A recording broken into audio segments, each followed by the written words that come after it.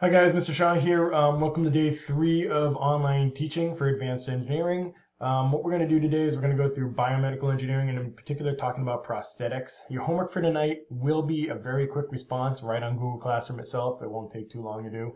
And for those of you guys who have been going through and actually doing the homework, thank you. I've been grading them as you go along, so keep it up. And you'll be getting those grades being put in. Now, getting into prosthetics itself. What are prosthetics? So basically any sort of artificial extension that replaces a missing body part. In particular, we're looking at things from injury, from birth, from faulty body parts. And what you'll see from what I circle over here, we can see this is more of an old style prosthetics. All right, these ones aren't used as much anymore, and I'm going to be showing you some of the newer ones a little later on. Now, by the numbers, we're taking a look at this. Trauma. Just like Tommy Caldwell, this professional climber right here, he lost his finger in a saw blade accident. It's the second leading cause of amputation in the U.S. And typically when we're looking at this, there's about 30,000 every single year in the United States. 4 out of 5 of the victims are going to be male, and it's generally going to be between the ages of 15 and 30. Now, there's numerous reasons for this. One of the biggest ones is just even the way the brains are wired. Males between the ages of 15 and 30, they've actually determined have more risk kind of enabled into their DNA, if it will. And so basically more risk adverse. Basically, they're dumb. I should know I was one. But going on, so traumatic appendages most often are going to affect the limbs and appendages. And so those are like arms, ears, feet, fingers, hands, legs, nose, stuff like that. So stuff that's kind of sticking out. All right, stuff that can kind of go away. Usually it's not affecting the main part of the body itself, but mainly things that stick out.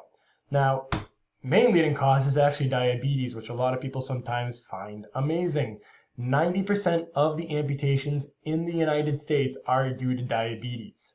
And for those of you guys who don't know what diabetes is, it's basically when you have blood sugar not really being able to be maintained or controlled. And so because of that, you end up getting circulatory systems or problems in your system itself. So when you don't have good circulation to your arms or to your toes or your feet, they end up just stopping getting blood flow to them. They turn green and they die. So that's one of the ways that a lot of people actually lose their limbs in the US itself. So here we can see again, United States, most common amputations are going to be lower level. So basically we're looking at the feet itself. And so again, here we can see diseases, all right, main ones, limits of circulation, diabetes, main cause there. Trauma, mainly due to vehicle and industrial accidents. When I was in my early 20s, one of the major ways too is soldiers going off to war, losing limbs due to IEDs and stuff like that, basically explosions on the side of the road. Birth defects, not as many going in there, but that still is a big part of the cause. And then tumors of the bone, also similar there. If you ever get cancer in the bone, sometimes what they do is they just chop off the entire leg or the entire limb itself to make sure that that cancer doesn't spread. So it's just a way to prevent that. Now, looking at some of the history, you guys have probably seen images of the peg leg sailor or peg leg person. These are actually true in what they came about, but they weren't really used as functional limbs. Now, if we look at old things, ancient Egypt, mummies found with prosthetic limbs made of fiber in there. Dark Ages are when we start to see peg legs and hand hooks, but these are more cosmetic than actually functional. They didn't really work that well for getting around, and it's basically a way to make sure that, hey, a person can stand up, they can talk to another person at the same level.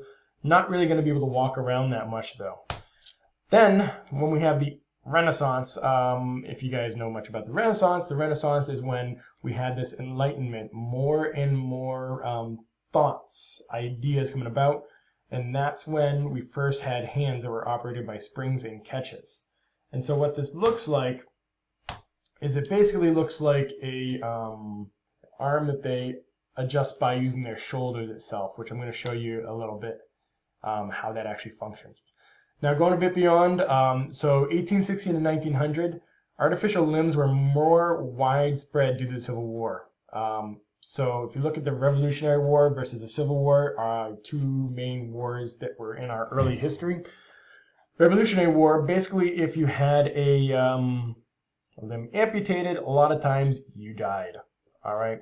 And one of the reasons behind that is because we didn't have antibiotics. All right. We didn't have things that could actually help you live longer. And so in the Civil War, we had more practiced abilities to do this. And also we had anesthetics. So basically we were able to, knock people out while we're taking off their limbs. 1945, all of a sudden we have the artificial limb program. All right, this is, if you look at 1945, that's after World War II. All right, huge war events. Now you'll notice a lot of these prosthetic advancements are going to be made during wartime or just after wartime itself. And when they were able to do this, able to make leaps and bounds in what's going on there. 1962, which is around Korea. Now the government guarantees every single veteran who loses a limb will get a prosthetic. Now if we're looking at the present, here's what we have. So materials, these have made great improvements. Computers, now we have mimicking real life movement. And also we have 3D CAD and CAM software. So we can now actually go through and we can customize all these arms for people itself. And then also just advances in biomechanical, bioelectrical understanding, knowing how our limbs and how our body actually functions with these computerized devices as well. Now, construction, these are the very basic ones. If we take a look right here, you'll notice this is the basic of a leg. You have a socket. This is where the limb is inserted. Usually it's made out of plastic or some sort of other type of material like that. And you do have to use a sock over the limb. So just like the same as you have to put a sock over your foot, if you guys don't know, socks are mainly used to prevent blistering. All right, you prevent blistering, it's going to make life easier. If you have a limb, like an appendage, say your arm is missing this bottom part down here, you want to have some sort of sock or something over that to help make sure you're not blistering. And if you think about the leg itself, all right, leg in particular, you're putting a lot of weight on that. So if you're putting a lot of weight on that and you don't have that sock in there, you're going to run into some issues. Also provides for a better fit as well. Pylon is going to be the structural component of it. All right, and again, this is a very basic leg, but most legs all sort of work off the same idea. And then last but not least, your feet. All right, and as you guys probably saw in the video yesterday, the feet that they were using in more advanced artificial limbs now, they move. All right, and the reason they move is because they can help mimic your calf muscles. If you think about your calf, which is, again, if you're looking at your leg, is going to be the muscles right in here. This helps control your movement going forward. All right, if you don't have that movement going forward, it's going to look very odd. It's not going to feel very realistic. Think about this next time you go out walking. Just think about how much your leg, your foot, is actually doing in propelling you forward. All right, I'm going to talk about this last thing, and then we're going to call it quits for the day. And what I'll do is I'll continue with the rest of this presentation tomorrow. Last one we have right here is the artificial arms. And tomorrow I'm going to show you some really cool artificial arms and some videos of that that you get to go through. Passive arms, this is, I don't know if you guys have ever seen these. When I was growing up, these are what you'd see more on people. They have no grasping function, but they just look like a hand. All right, it's just so someone doesn't feel like they're missing something. Functional arms are where we're looking nowadays. So the body-powered ones, these are the ones that I was talking about in the Renaissance. They actually started coming up with, not to the extent that they have now, but similar idea. So if you've ever seen someone with a hook on the end of their hand that's able to move up and down kind of like that, what happens is they actually have a strap all around the back of their body. And what they do is they move their shoulders and move their body, and as they move that, it's going to close and open up this part right here, because you'll notice this is a cable. All right, think of it almost like on a bike where you pull the brakes and the cable goes, except instead of operating brakes, it's operating a little claw that can hold things up.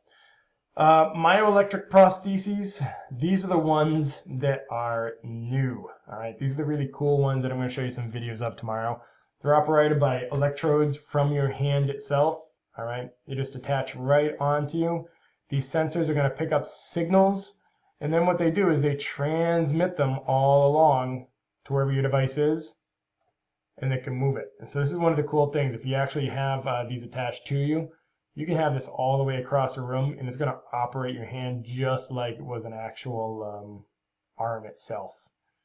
Because if you think about it, next time you think about how you're moving your fingers, your brain is going to send some signal. So as soon as, like, I'm thinking about operating my fingers, I'm not actually operating them right now though. As soon as I tell my body, hey, operate them, move them down, it goes through. But imagine if you didn't have your hand there and you were trying to make that same motion. If you tried to do that without your hand there, it's still sending those signals. And so what you can do is we can capture that signal in there and send it off to the hand itself. All right, I've gone about 11 minutes, so I'm done. So hope you guys enjoyed this. Continue on to tomorrow, and I'll show you some cool videos with it.